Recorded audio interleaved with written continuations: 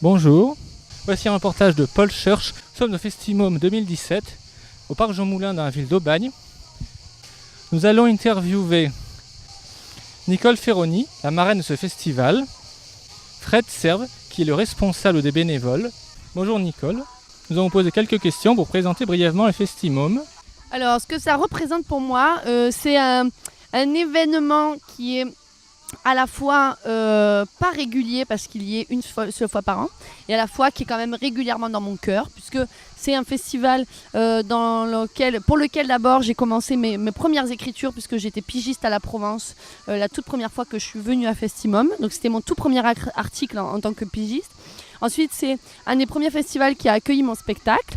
Et enfin, c'est un festival pour lequel je suis marraine et je suis très contente d'être marraine puisque ça permet d'officialiser la relation extra-conjugale que nous avons depuis certaines années.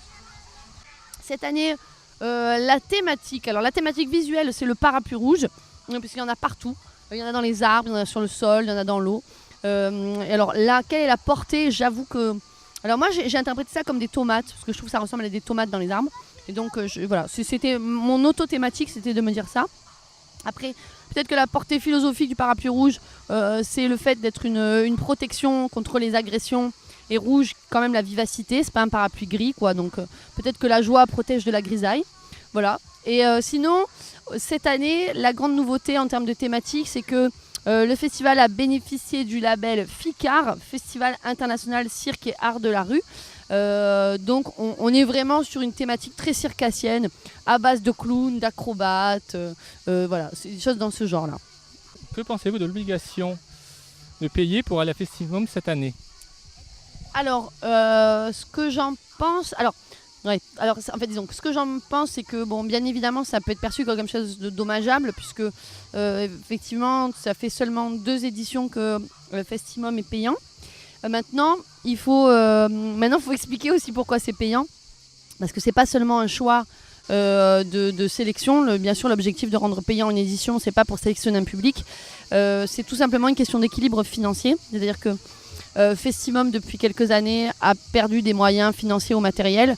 Il y a moins de subventions de la part des collectivités territoriales parce qu'elles-mêmes, elles ont moins de sous. Et donc, pour compenser cette perte-là, si on veut continuer à payer correctement les artistes, il a fallu rendre l'édition payante. Et c'est pas faute, en plus, de la part de Teresa Tigrato, de faire tout ce qu'elle peut pour économiser des sous, puisque voilà, la plupart des gens qui travaillent sur le festival Festimum sont des bénévoles. Tous les artistes sont hébergés chez des gens donc, qui font de l'hébergement, ce qui fait qu'il n'y a aucun frais d'hôtel. Voilà, tout ça est assuré par du bénévolat.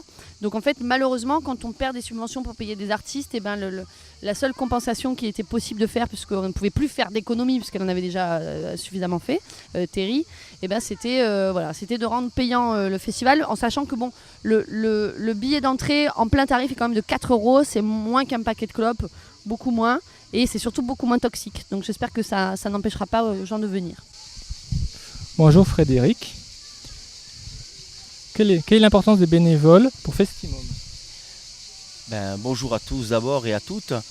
L'importance des bénévoles à Festimum est pour moi l'huile dans les rouages de cette mécanique bien huilée, bien qu'encore mineure, puisque on n'atteint toujours pas les 18 ans.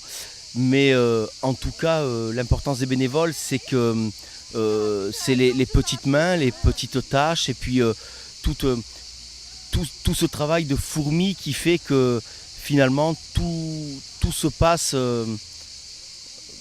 comme on le souhaite et comme on l'a envisagé à force de travail et de don de soi. L'importance du bénévole est aussi dans ce contexte particulier où les subventions ne sont pas toujours là, où la culture n'est pas toujours là non plus au centre des intérêts des politiques publiques. L'importance des bénévoles est là pour dire que oui, on veut encore donner de la culture et de la rencontre au public aubagnais. Le Festimum est devenu payant. Qu'en pensez-vous ? Alors le festival est devenu payant, oui, ce que j'en pense moi à titre personnel, c'est que c'est dommage parce que en fait ça exclut quelque part un public qui n'a pas toujours accès à la culture. Et en fait, si on se remémore le pourquoi du festival, c'est donner des vacances à des enfants qui n'en ont pas. Donc là, le fait qu'il soit payant, ben oui, les familles vont venir un jour, mais pas plus, parce que 3 jours finalement, même si le prix est très modique, ça reste un budget. Ça reste un budget et la culture ne doit pas être budgétisée, la culture doit être accessible. Quelles ont été les mesures faites cette année pour attirer le public? Les mesures prises ont été un partenariat avec la SNCF qui a organisé un jeu concours pour gagner des places. Elle a été, et c'est à saluer, l'association C'est quand qu'on va où, association dynamique sur Aubagne, qui ont finalement dit ben nous on ne veut pas forcément être rémunéré ou avoir un dédommagement par rapport au transport ou autre location matérielle, mais on veut des entrées qu'ils ont distribuées à des lieux d'accueil parents-enfants, à des lieux d'accueil sociaux. Et ça, je trouve que c'est complètement magique et que c'est inscrit complètement dans l'esprit de Festimum. Alors, le service gratuit est-il sans valeur? Je ne le pense pas. Quand on voit les yeux pétillants de quelqu'un qui guérit d'une maladie grâce au service public, quand on voit là, puisqu'on est sur Aubagne, le tram qui existe depuis 3 ans, qui est dans un état mais nickel, quoi. Il est encore neuf alors qu'il est gratuit. Quand on voit que la culture gratuite, finalement, ça rend accessible à être et à se découvrir. Moi, je pense qu'il n'y a qu'à voir l'éducation nationale. L'éducation nationale, c'est un service gratuit.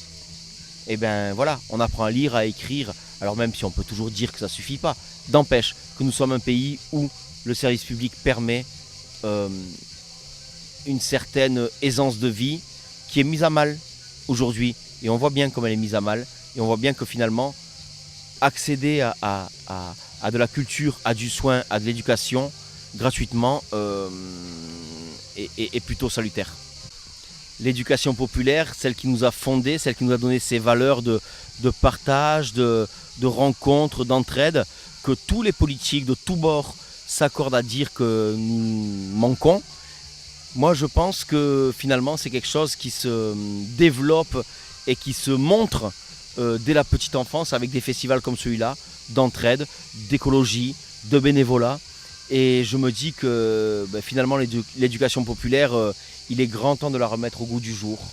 Même si on le voit que les communes, leur première mesure, c'est de s'aborder cette éducation populaire. Pourquoi? Parce que ça permet à l'autre de penser par lui-même et ça fait peur. C'est tout pour aujourd'hui. Vous avez entendu un reportage sur Festimum qui a eu lieu à Aubagne, dans le parc Jean Moulin. C'est une réalisation de Paul Church pour la web radio Fourmilière. Nous remercions Teresa Tigrato, l'organisatrice de cet événement, la mairie d'Aubagne qui a soutenu cet événement, ainsi que l'association C2KV.